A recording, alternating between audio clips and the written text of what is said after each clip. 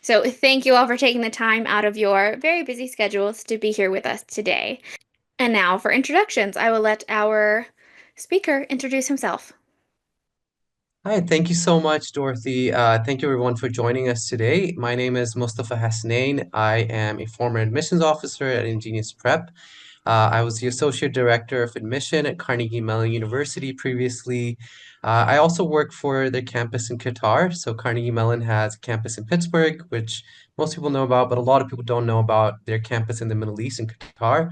So I work there as well. I studied business administration at Carnegie Mellon as well, so I'm also an alum of the university. Um, so yeah, that's just a quick background on my side. Awesome, thank you. And I am Dorothy 140. I am the Marketing and Special Projects Manager here at Ingenious. And there are a few other people I would like for you to become familiar with as well. So that would be our team of over 150 former admissions officers from top schools all across the country. So not only Carnegie Mellon, but we have schools like MIT, Georgetown, Duke, Stanford, Princeton, just to name a few. And our former admissions officers work on a two-on-one team with our graduate coaches to create personalized admission strategies for your students. So these lovely people you see smiling back at you are real-life graduates from these institutions. They know exactly what it takes to become students there because they have done it themselves. We also give our students access to over 200 professors, researchers, and scholars in programs like our academic mentorships, where students can conduct individualized mentorships in an area of their interest. So this summer, we have courses in machine learning and AI, fundamentals of cancer biology. We have a Is It Legal course talking about law from the perspective of a judge, a variety of courses for a variety of student interests. So we build our curriculum using objective insights from our former admissions officers. So we pick their brains and we get all those school-specific insights, and we use that information to create our systematic and operational curriculum, and we use that to train and maintain our counseling team. So here's just a quick snapshot of some of our results from last year. So last year, our students received 112 Ivy League offers, over 500 top 30 offers, and over 1,200 top 100 offers. So last year was a great year for our students, and this year is shaping up to be a great year as well. More information about this year's numbers will be on our blog if you are interested. And when you compare our students to third-party applications, our students are 7 times more likely to be admitted into top 10, 8 times more likely into the Ivy League, and for every additional year of service with us, our students' chances of being admitted increase by 10%. And with now that you know all about us, I will pass it back so we can learn all about STEM colleges. Thank you so much, Dorothy. So today I'm going to be covering basically three main parts. One is just, STEM admissions data and what the landscape looks like for, admission to STEM related programs. We'll also be talking about how you can go about strategizing your application, how you can build your profile, and any do's and don'ts when you're approaching, the different parts of the application as a STEM student. So the first thing that I want to just look at is just some data. Um, sorry, just one second. So just a quick question, what percentage of college applicants apply as prospective STEM majors, right? I think it's important to know how many people are interested in applying to these programs. And the answer is about 39.2%. So that's roughly 4 out of, 10 students are interested in applying to STEM and they are applying, which basically means that the applicant pool is very, very competitive. And that makes sense, right? The programs themselves, they're the most sold out programs in the world, and so it makes sense they're just as competitive. For example, what is the acceptance rate for MIT, one of the most popular STEM universities out there? And the answer here is it's 4%, right? So that is a very, very competitive applicant pool. Typically, they'll have scores, ranging in the SAT from 1520 to 1580, and that's just the sort of the median score. And similarly for the ACT, they're also in the top side of it.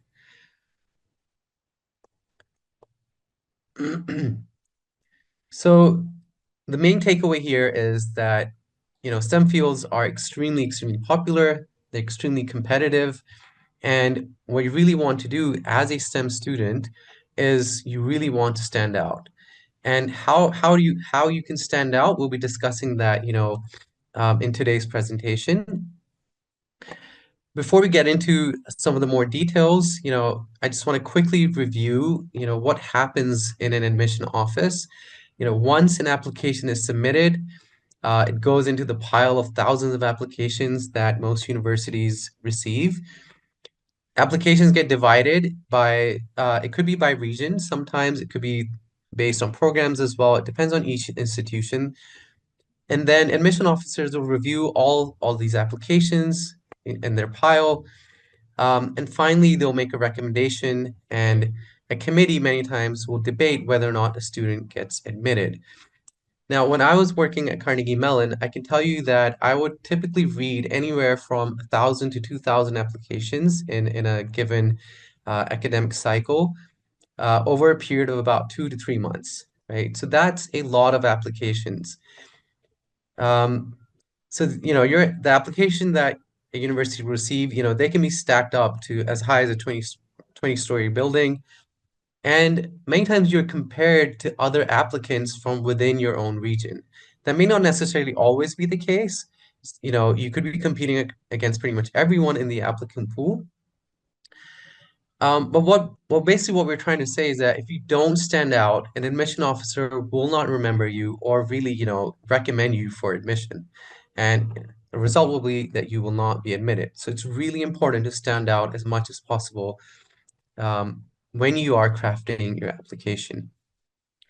So what are some strategies that we can use when we are crafting the application and, when you're building your profile? One thing I wanted to mention is there's really no such thing as a typical profile. Like I can't give you a blueprint and say, hey, this is exactly what you need to do. We realize that each student is different.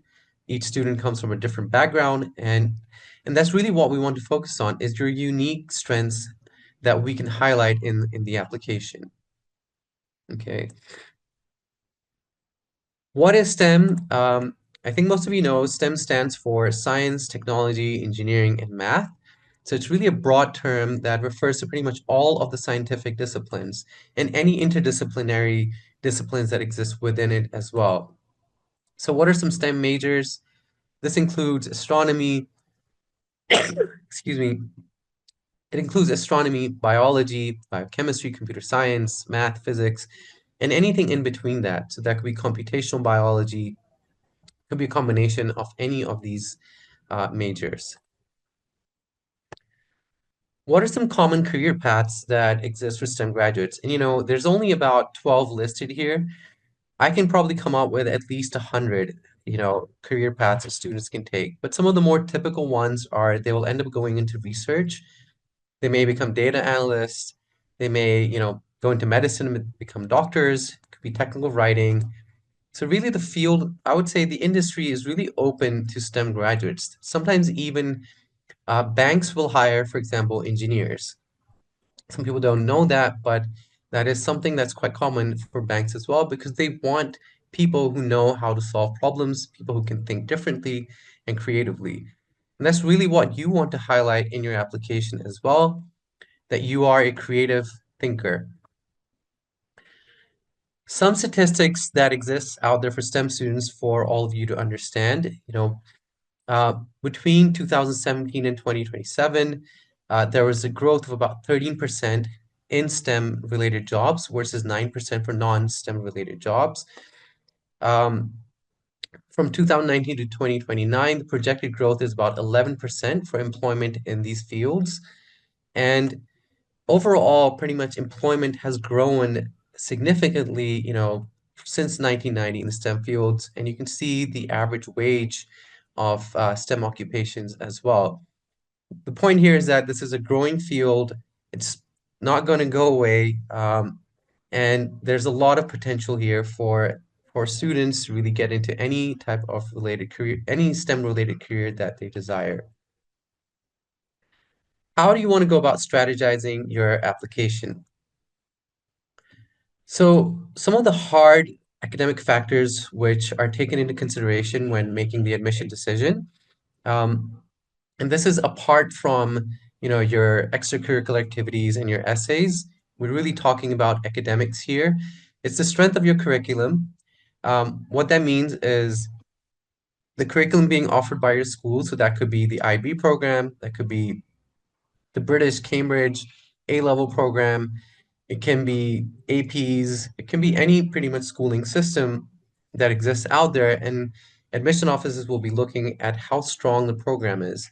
Of course, they'll be looking at all of your grades and all of your courses. Someone shouldn't think, oh, they should only work hard in the math and sciences, for example, and ignore, let's say, English or history or some of the other non-STEM related courses. No, all of your grades are going to be important. And we're talking about grades 9 to 12. And of course, the grades 11 and 12 are going to be more heavily weighted here than, let's say, grades 9 and 10. Grades in college placement courses, like any AP courses, any university level courses that students might be taking, and admission test scores like the SAT, ACT, um, and any other subject test that may be out there. Now, when you're considering which schools to apply to, I think this is really important to consider, right? Everyone wants to apply to, let's say, MIT or Stanford or Yale. However, we've just looked at how competitive those schools can be, how competitive their median test scores can be, and the percentage of students that are applying there. So you definitely want to build a school list which will have your dream school on there. It will have your target schools and also safety options as well. And just because a school isn't ranked in the top 20 schools, it doesn't mean that the program isn't strong. Many times programs are very strong across the board. So you definitely want to do good research when you're building your school list. What are some of the best known colleges for STEM students? MIT, Stanford, Carnegie Mellon, Yale, Johns Hopkins. These are all some of the more popular STEM schools out there. When we start looking at some of the data, I think that will help people understand, just how competitive things can get. So MIT is currently ranked number 2 um, in the States, and their acceptance rate, as I mentioned, is about 4%. You can see some of the data here. This is the average range of their admitted students between the 25th and 75th percentile. So this is just data that when you are also researching universities, is that we would advise you to also go and research this kind of data when you're building your school list. Similarly, Caltech acceptance rate here is even less than MIT. It's about 3%. Um, the undergraduate enrollment is also quite smaller. It's about 1,000 students. Stanford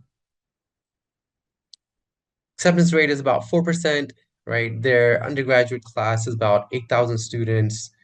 And you can see the SAT ranges here, their high school GPA, the average GPA of admitted students is on the high end as well. Johns Hopkins. You can get the idea here that pretty much the top ranking STEM programs have an acceptance rate of less than 10% in most cases.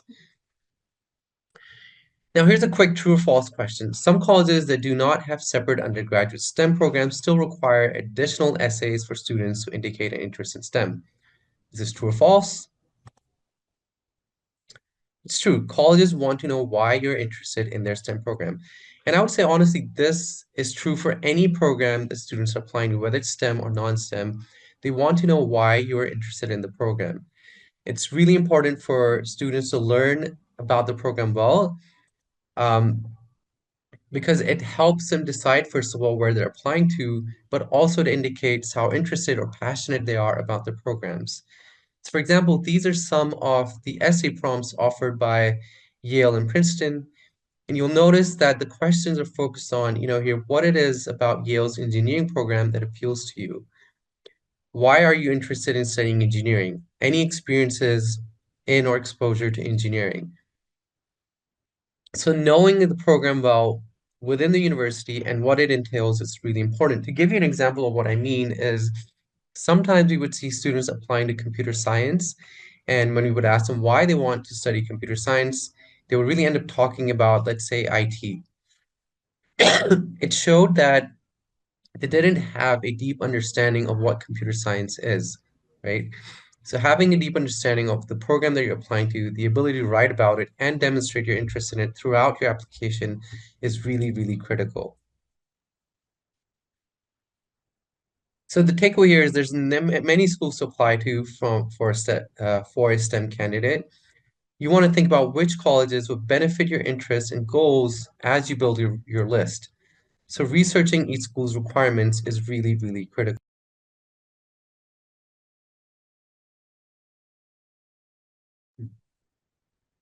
So let's talk a little bit about how you can go about building your profile. What are some of the key components here that we're looking for? The first one is research. For students applying to STEM programs, it's really important to show research experience, right? And why is that beneficial? It allows you to really explore deeply, the field that you're interested in. Colleges appreciate your dedication and it shows passion towards that field of study. You get to build skills in reading, writing, analysis. So it's really helpful. You have something to show, so it can be a component of your activities list, of your extracurricular involvement, and your results can be produced, in the form of research papers, presentations, TED Talk, film. You can be creative with how you present your research. And it's important here also to look at independent project ideas, right?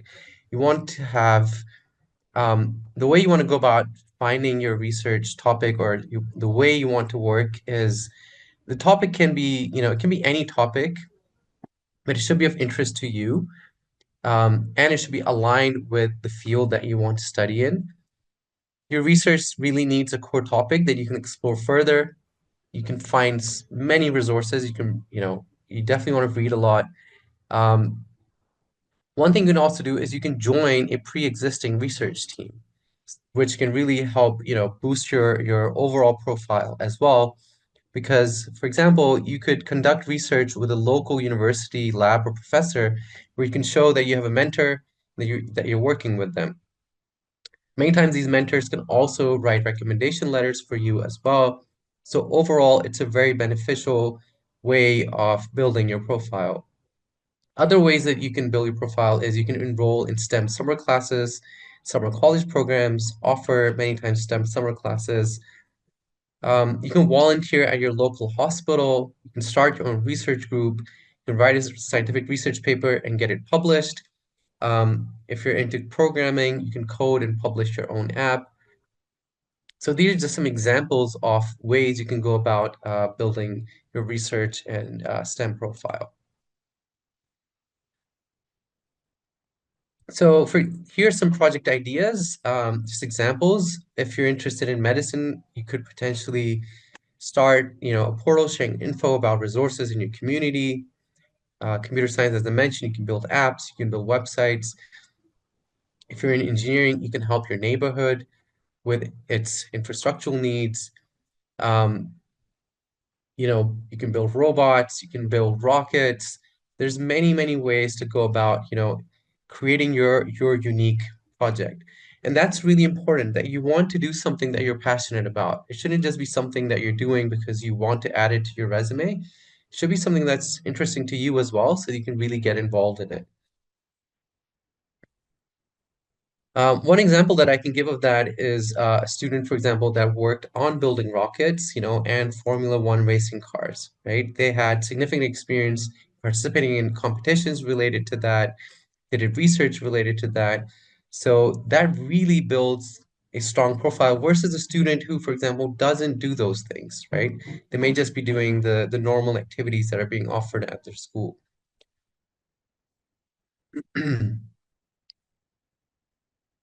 So finally, I think we can now talk about some of the do's and don'ts of approaching the application components as a STEM student.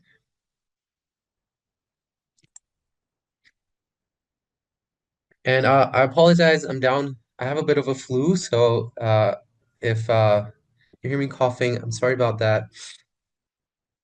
Um, so what STEM experiences are really worth your time, right? Because not everything is going to be worth your time. And we're going to talk about this, which activities, you should be really be focusing on more. It basically means that um, a lot of high schoolers, join many different activities, but they're not always unique. You want to do more than the average student. You want to go above and beyond, as they say, and you really want to think outside the box and be creative. And that's something that I believe that, we can help students with. Um, so some do's for STEM candidates, where possible, showcase combined interests in the humanities and STEM. So that's, I think, really, really good advice.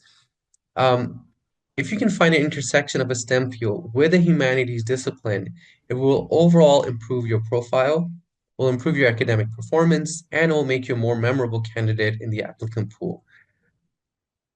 You want to take advantage of the supplemental essays, you want to elaborate why you've chosen a particular school, and you can use that space to include concrete examples to emphasize your interest and passion.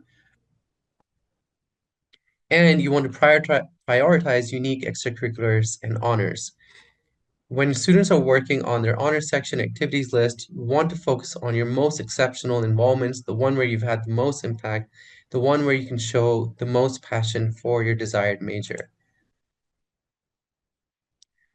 Some examples of unique experiences that students have highlighted, right?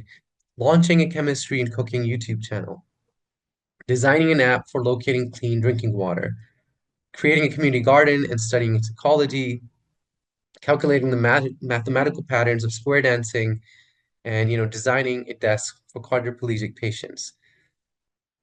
These are all unique ideas that which help set a student apart from the rest of the applicant pool.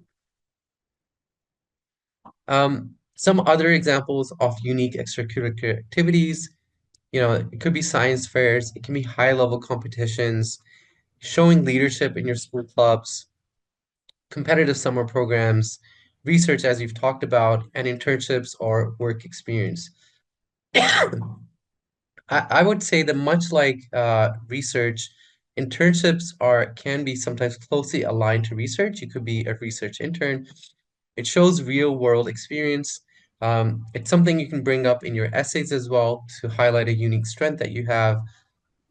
To give you an example, there's a student that I worked with recently that was working at Nokia as an intern, and they helped develop some.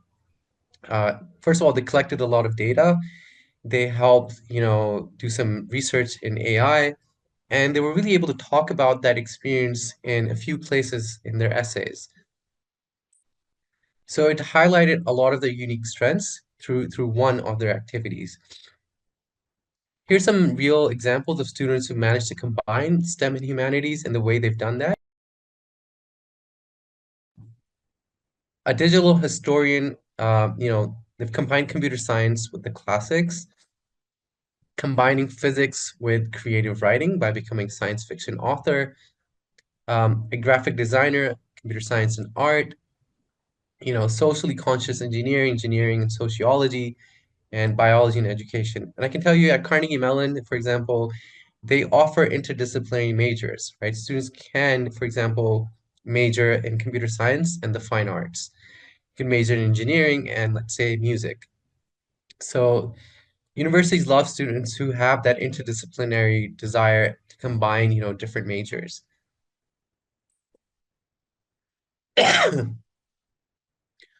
Um, Here's another true or false question. Admission officers are impressed when students participate in competitions. So the answer there is, well, I would say it's kind of between true and false. Admission officers are impressed if you win or place highly at significant competitions, regional, national, international. Now, I don't want to discourage anyone from participating in competitions by reading that, but the idea here is that you want to participate in the most significant competitions out there, right? International competitions would be the most significant ones. And of course, if you can place highly in them, that is the ideal scenario here. That will be an impressive. If you're just participating in competitions just for the sake of showing that on your resume, we don't recommend that. You want to participate in something that you're passionate about and you can do well in it. That brings us to some of the don'ts that you don't want to do. So avoid repetition, right? If you wish to write about one of your activities in the personal statement, make sure you're not just repeating information that's available in other parts of your application, like the activities list. We want you to add new information. We want to see other dimensions that you're involved in those activities, for example. Highlight other strengths and experiences. Don't just continue to write about one topic. Um, don't highlight just common activities. You know, it's more than okay to participate in your school in those common activities, for example, like the school's robotics team, but make sure that you're highlighting unique attributes that belong to you. You know, it could be unique challenges that you faced. For example, there was a student that I worked with this year that had no programming experience, and he was sort of pushed into their school's robotics team. And eventually, they got so good at it that then, you know, their robotics team won a significant competition, right? And they were able to write about their journey from knowing nothing all the way to the point of, you know, becoming extremely passionate about that program. So that could be a memorable, for example, essay for an admissions officer. And final advice, you don't, as I mentioned before, you don't only want to apply to those REIT schools. Just because of how competitive MIT and Caltech and those schools are, you want to apply to other, you know, institutions as well, where you would be, which would be considered a target school or safety school for your student. So what does a typical STEM applicant look like? You know, many times we'll see students with perfect scores. They participate in the math Olympiad. They're in the first robotics competition, and they play piano at level 8. Now, this student is definitely qualified for admission, but they may not necessarily catch the eye of an admission officer, right? Because this is what a typical applicant looks like. And when we are talking about acceptance rates where it's like 4, 5, 6%, you know, many qualified applicants don't get admitted because of how selective admission can be. So how can you really stand out if, for example, you know, you just have these activities or and we'll talk about how you can stand out. Some other examples of activities that don't always stand out is robotics, you know, coding club, um, the American math competitions. These are definitely experiences are meaningful, but they're extremely common in the admission world. So when we work with students, right, how do we go about enhancing their profile? So we're going to talk about a case that we had from this year. We got permission from the student to talk about her. We've changed, you know, some of their like their names and some of their other data for the sake of privacy. Now we're going to talk about Maggie, and when Maggie joined us, right? So she was going to a public high school in New Jersey. Her weighted GPA was about 4.46. She had a great SAT score. She had APs, and she was interested in STEM, in physics, engineering, and math. So some of the challenges that we faced with Maggie, you know, she had various interests ranging from engineering to architecture. So her major wasn't completely clear. She had a wide variety of extracurricular activities that spanned many different interests. Now, you know, there's a point here which says disconnected activities could appear as a weakness to universities.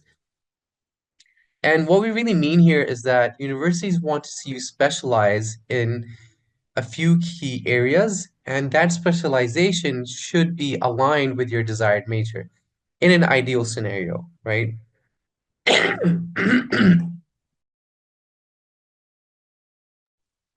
Excuse me. She didn't have significant leadership roles, so she really wanted, you know, those needed to be enhanced. And She was attending a pretty competitive school, so we wanted her to stand out from her peers applying from her school. And she was aiming for top ranking universities, and she needed guidance on how to craft a competitive application. So what did we do with her? When she joined us in the middle of grade 11, and she began our college application counseling program, which includes extracurricular enhancement plan, where we talk to students about how they can enhance their activities, and we guide them on what they can do for the different activities that they have. We help them explore their major and their interest. We help them explore different schools. We advise on what are some of the best courses they should select. Um, we also advise on how they can plan for their summers, because summers are extremely important. Students can do many different things during that time. They can attend summer programs, they can do internships, they can work on different projects. And we also help devise an application persona for her. And what that is it's really a theme, an underlying theme, which highlights uh, the unique persona of that student, right? The application should have a cohesive theme, and it should be tied to the student's major. And that's what helps a student stand out. So how do we go about doing this? First, we analyze her strengths and weaknesses so we could guide her, on which areas which she can strengthen, which of her strengths, we can build up on, which of her weaknesses um, she really needs to take care of. And her counselors discovered that she could pursue a major that crossed over her STEM and arts interest. And they advised her to really narrow down a major, improve her leadership activities, and achieve a higher SAT score. The way we helped her narrow down, the academic field of interest, we guided her on researching different fields of study. She was encouraged to look at majors that covered a range of her interests, from politics to engineering. So we gave her the resources and ideas of how she can go about doing that. And as she started to explore her interests, she was also trying out extracurriculars, she was doing assigned readings, and she was having discussions with her team at Ingenious Prep. And as she continued to do this, she finally realized, she wanted to pursue a STEM major. Um, and after that, we had to figure out, what major she would apply to. So as she began to narrow it down, her team started to propose potential majors for her, which made sense, based on her profile. The more we get to know a student, the more we get to guide them. So after a lot of time dedicated to research and work and talking to Maggie, she finally decided, physics was a major that she wanted to apply to. Excuse me. So while she did that, her team was also simultaneously guiding her in her extracurricular enhancement. They helped develop her leadership roles, So what that means, for example, is, let's say a student has, to give you an example, that I also worked on. We had a student, for example, that had a philosophy club at school, and they were also interested in doing computer science, right? What combined with philosophy. So we help them develop their philosophy club. We advise them on bringing in guest speakers. We advise them on, what they can do in their weekly meetings. So there's this bunch of advice that we gave, which helped really develop that activity. It's the same thing with Maggie. We really helped develop her resume with different ideas and resources that we felt would help her stand out in the admission process. So Maggie's former admission officer was really interested in seeing, for example, more volunteering activities in her profile, especially once she had determined that she wanted to apply as a physics major. So they encouraged her to begin volunteering as an online STEM tutor. You'll see that this activity is tied directly to her major. and it's aligned with what she wants to study.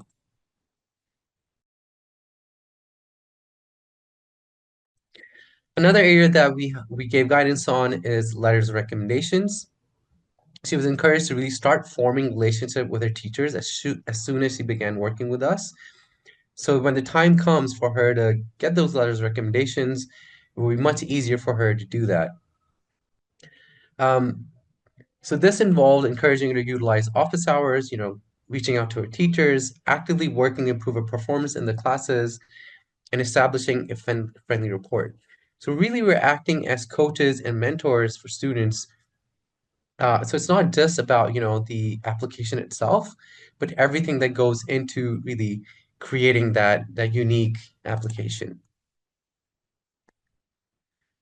When it came to researching schools, so she got guidance on the school list research process. She wanted to get into the top ranking universities, pretty much like every other student out there. Um, but some of the other things which really matter, for example, for sometimes students, it could be the campus size, it could be the location, it can be the programs being offered, it could be the city itself. Sometimes students are, it could be the weather, for example. So there's many different things which go into selecting the university. And she was provided a school list research form and resources to begin really filling it out and narrowing down which universities she wanted to apply to. So Meg's team also recommended universities for her, which they believe would be the best match for her profile. They were able to recommend, which READ schools, which were target schools, which safety schools would be best based on her grades, her SATs, and everything that we learned about her. And that helped really narrow down the list for her. When it came to the application persona, um, once everything had been narrowed down and once we learned everything about Maggie, the persona, for example, that we assigned to her was a top woman in physics who couples her creativity with her strong STEM ability to come up with unique ways to have a positive impact on the world around her. So her team was able to provide guidance on how to highlight this persona in different parts of the application. This was sort of the guiding, this persona guided her essays, it guided the way she described her activities and every other part of her application. When it came to the personal statement, her graduate coach worked closely with her in brainstorming ideas for the personal statement, stories that she could think of, life experiences that she had, and she was really able to start working on her personal statement the summer before she would be applying. So we start working with students early, and that really helps develop amazing essays um, over time. Some of the things that we did editing. We encouraged Maggie to tell a story that would highlight her interest in physics to bring her application persona into her personal statement.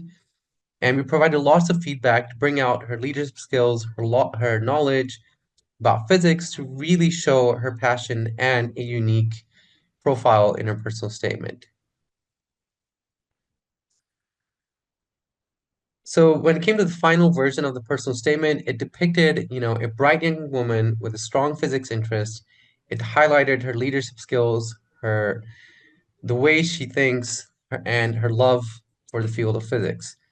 And the final version was, wonderfully written. It was a fun essay that gave insight into her way of thinking and her personality. When it came to supplemental essays, it's pretty much a similar process, of finding those unique strengths. And the great thing is we can guide students on what to write, and where to write it. Because not all of the information may make sense, for example, for a certain essay. So we're able to help students decide, where they should include key information in those supplemental essays.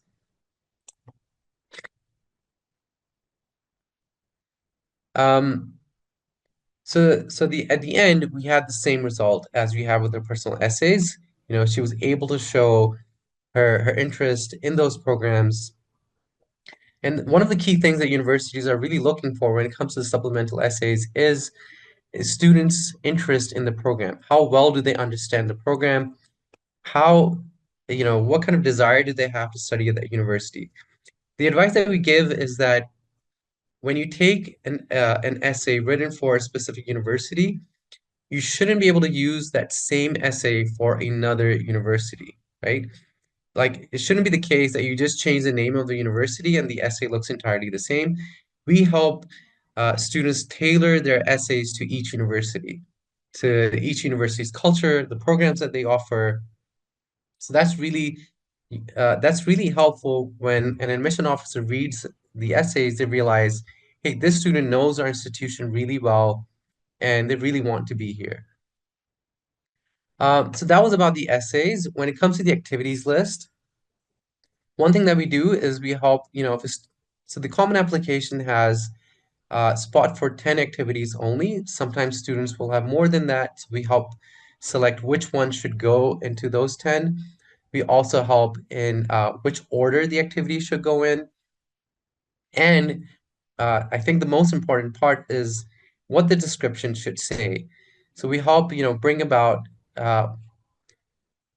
what we help with is, for example, the impact that the student has within those activities. We help them quantify their impact as well, and which metrics to highlight in those descriptions. When it came to the final version for Maggie's activities list, it showcased her persona, which we had carefully curated, um, offer activities and effective descriptions. And finally, activities list did the most important job, which is really showing her entire persona and her passion for the program that she was interested in. So the final result was Maggie was accepted to her top choice school, Columbia. And and we see that with many students that we work with, they end up getting admitted to many of their top choices. Of course, that's not always the case because of how competitive things can be, but it definitely, when you go through the entire process, it definitely improves your chances of getting admitted wherever you apply. Um, and I believe I'll be handing this over to my colleague Dorothy to finish this off, and then we'll be going to questions and answers. Yes, there was definitely a lot of information in there, everyone. So keep your eyes peeled on your emails. We will send out this recording later. Now is also the perfect time for you to write all of the questions that you may have in the Q&A section. And before we get there, here is a clearer breakdown of our top results from last year. So last year, our students received 14 offers from MIT, 18 from Johns Hopkins, 20 from Cornell, 54 from UC Irvine, just to name a few. And here is a clearer breakdown of our programs and services. So, candidacy building. So, that's starting early to help build your profile 2-on-1 with the help of a former admissions officer and a graduate coach. So, your team will be there with you every step of the way to help figure out what courses you should take, maybe which test is the best test for you, um, what extracurriculars are best for you, and kind of be that guiding hand all along the process. The academic mentorships, like I mentioned, our Leadership and Innovation Lab, which our next cohort starts in May. So, students will launch a business, organization, or platform with the help of an entrepreneurship expert. So, say you have an idea for an app that does some kind of service or meets some kind of need that is a business, and you really want to get that off the ground, that would be the perfect program for you. And of course, subject tutoring and test prep and our application counseling. So this says summer before 12th grade, but we also have our 11th grade application counseling. So that would be where you join us right now and we use the time that you have left to make your profile as strong as it can be so that when we do get to making helping to build your applications from scratch to perfection, you have a really strong foundation to build from. And with that, if you are interested in any of our programs, you can hit the link in the text that we will send out later, or you could email Ketki, Kristen, myself, anyone on the team, and we will get your call on the books. Okay, so what do you think? Do you think that published research in a peer review journal will help one's application? Would you like me to answer that? Yes.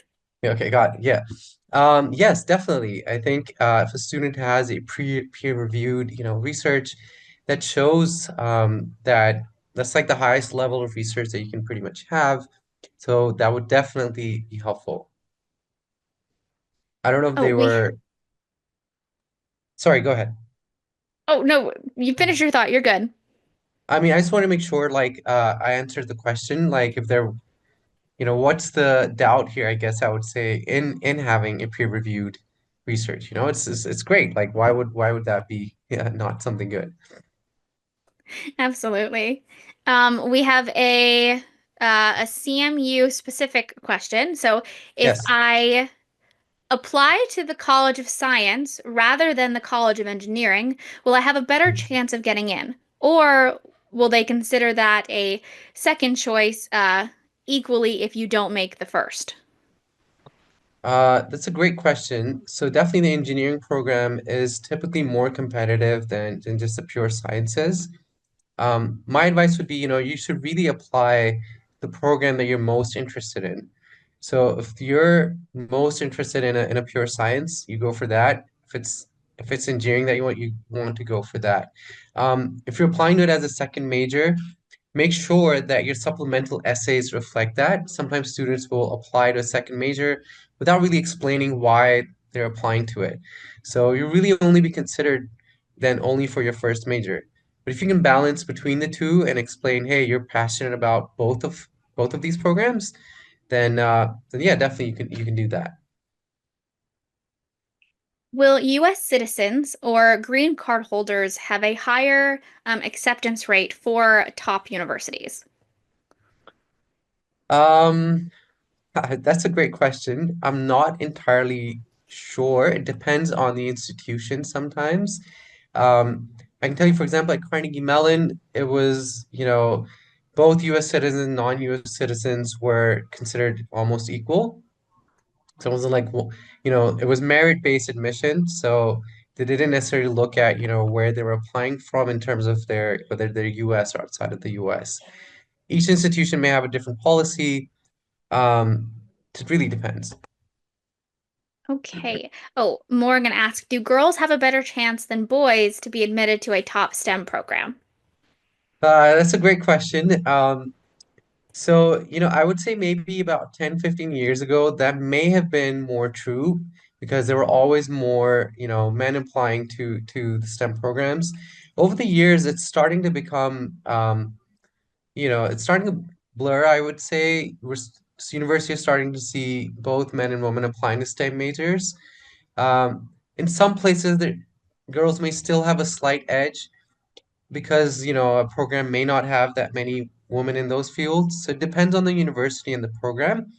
You can check for each university what the gender sort of ratio is within those programs, and that will give you some idea. If it's heavily male, then you may get more consideration as a female.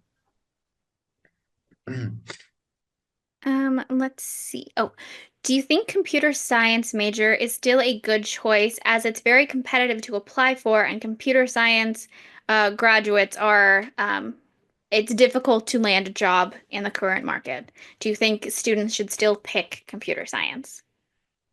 It's a great question. I would say students should apply to computer science if that is something that they're passionate about, right? If you're passionate about studying that, then you should definitely do that. Um, and even now, I would say it's a very, very competitive environment when applying to computer science. You'll still find that, for example, at CMU and MIT and other places, the acceptance rate in computer science is less than 10 or 5%. When it comes to picking career paths, um, I think the demand is still out there for computer science students. It may be the case that there's more graduates now in that field, but as we discussed earlier in the presentation, this is a growing market. This is a growing industry, right? And computer science students can always stem into other fields as well. They can, take what they learn and apply it to many different industries. So they don't have to be limited just to computer science, direct to career paths which are directly related to computer science. That makes sense. Hmm. So another CMU question. So, Carnegie Mellon's ED and RD admissions rates are very similar. Why is that? Mhm. And should I just apply RD based on that alone? Um, why is that? I guess it's just the way they've decided to do admissions. I don't know what the specific reason for that is. I would say you should apply ED if that is your first choice, right? If it's not your first choice, then you should apply for RD. But if you know that's the place where you want to go to, and if you're going to get admitted, you're definitely going to go there and withdraw all of your applications from other universities, then you should do that. You should apply ED. Is a student with an undecided major in STEM in a disadvantaged position in the applicant pool? If so, any suggestions? Um, so not necessarily, I think. However, of course, it's better to know what you want because that will then help your entire application. Like the case that I discussed about Maggie, once she had decided what she wanted to study, we were able to build a persona for her. So if you are undecided, then you want to make sure that your application persona then also sort of matches that, right? You're able to show why, for example, you're undecided. It could be that, you know, um, you're a very curious student and you like studying many different disciplines, for example. So it really depends on how you present it and frame it in your application. Awesome. Okay. But I would definitely try to narrow it down as much as you can. Try to do research, try to learn about it, ask your peers, ask your teachers. Try your best to narrow it down as much as possible. Mhm. There are a few questions in the chat regarding our academic mentorship program. So at the end of Hmm. that program, students will have a research paper that we will help get them published. Um, of course, we don't make any guarantees that your student will get published. That would be very unethical to make that kind of promise or guarantee. But at the end of their uh, research project, they will have a paper that they can hopefully get published. We also have some questions about some younger students and how we can help them. My best suggestion would be to get on a call with us so we can get more into your specific case, where we can learn all about your student, where they want to go to school, what they're interested in, and then we can really come together and create the most solid, concrete plan on how we can help your student and get them into one of these really wonderful STEM schools. All right, but some other questions. Okay. My son's high school only provides IB, not AP, and some of the IB courses provide SL, not HL. While my Hmm. son wants to attend a top IB universities, he is interested in medical and engineering major in the future. How should my son plan his course selection in high school? Yeah, that's a great question. So not all schools, of course, offer AP programs. Many students are coming from schools that don't have them at all, and that's fine. That's not going to put your son or daughter at a disadvantage.